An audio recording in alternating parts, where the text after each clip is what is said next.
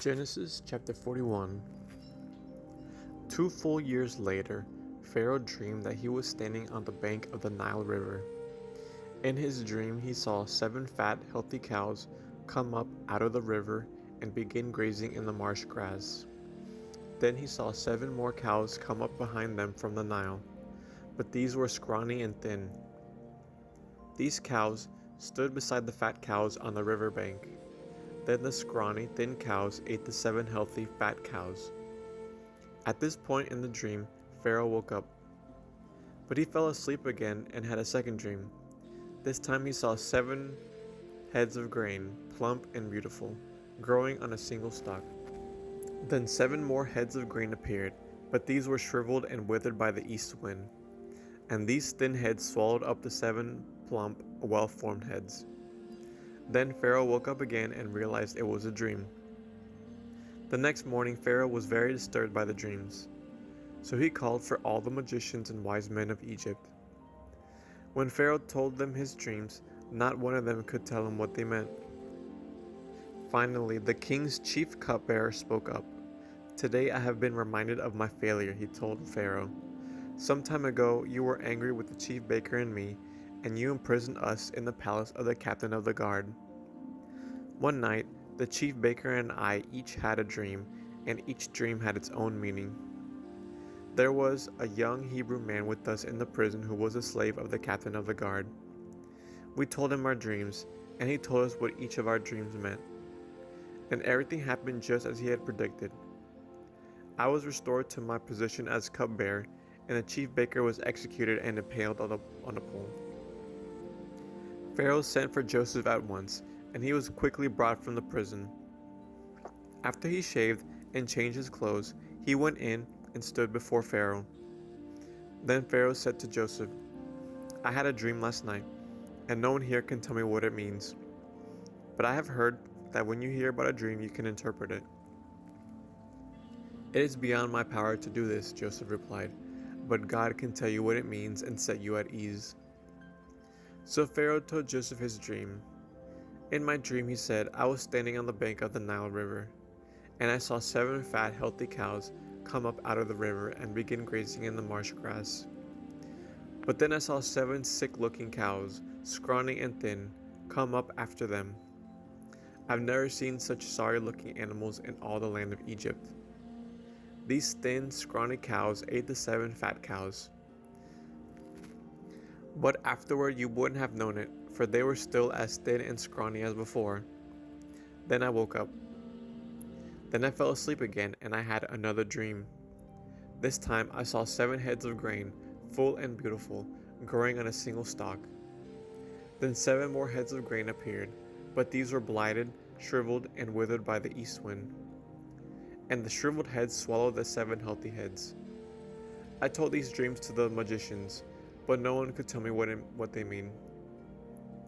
Joseph responded, "Both of Pharaoh's dreams mean the same thing. God is telling Pharaoh in advance what he is about to do. The 7 healthy cows and the 7 healthy heads of grain both represent 7 years of prosperity. The 7 thin, scrawny cows that came up later and the 7 thin heads of grain, withered by the east wind, represent 7 years of famine. This will happen just as I have described it, for God has revealed to Pharaoh in advance what he is about to do. The next 7 years will be a period of great prosperity throughout the land of Egypt. But afterward, there will be 7 years of famine, so great that all the prosperity will be forgotten in Egypt. Famine will destroy the land. This famine will be so severe that even the memory of the good years will be erased. As for having 2 similar dreams, it means that these events have been decreed by God, and he will soon make them happen. Therefore Pharaoh should find an intelligent and wise man and put him in charge of the entire land of Egypt. Then Pharaoh should appoint supervisors over the land and let them collect 1/5 of all the crops during the 7 good years. Have them gather all the food produced in the good years that are just ahead and bring it to Pharaoh's storehouses. Store it away and guard it so there will be food in the cities. That way there will be enough to eat when the 7 years of famine come to the land of Egypt. Otherwise, this famine will destroy the land. Joseph's suggestions were well received by Pharaoh and his officials. So Pharaoh asked his officials, "Can we find anyone else like this man, so obviously filled with the Spirit of God?" Then Pharaoh said to Joseph, "Since God has revealed the meaning of the dreams to you, clearly no one else is as intelligent or wise as you are. You will be in charge of my court, and all my people will take orders from you.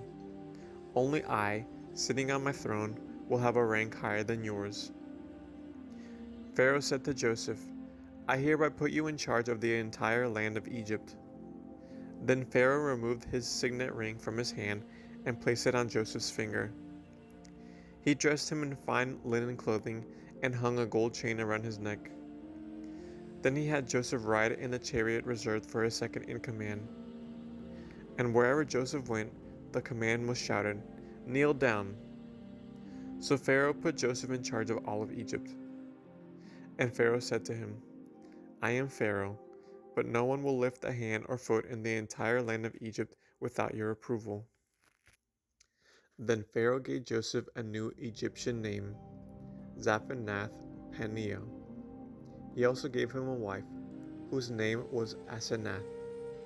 She was the daughter of Potiphar, the priest of On. So Joseph took charge of the entire land of Egypt. He was 30 years old when he began serving in the court of Pharaoh, the king of Egypt. And when Joseph left Pharaoh's presence, he inspected the entire land of Egypt. As predicted, for 7 years the land produced bumper crops. During those years, Joseph gathered all the crops grown in Egypt and stored the grain from the surrounding fields in the cities. He piled up huge amounts of grain like sand on the seashore. Finally, he stopped keeping records because there was too much to measure. During this time, before the first of the famine years, 2 sons were born to Joseph and his wife Asenath, the daughter of Potiphar, the priest of On. Joseph named his older son Manasseh, for he said, "God has made me forget all my troubles and everyone in my father's family." Joseph named his second son Ephraim, for he said, "God has made me fruitful in this land of my grief." At last, the 7 years of bumper crops throughout the land of Egypt came to an end. Then the 7 years of famine began, just as Joseph had predicted. The famine also struck all the surrounding countries, but throughout Egypt there was plenty of food. Eventually, however, the famine spread throughout the land of Egypt as well. And when the people cried out to Pharaoh for food, he told them, "Go to Joseph and do whatever he tells you." So with severe famine everywhere, Joseph opened up the storehouses and distributed grain to the Egyptians, for the famine was severe throughout the land of Egypt.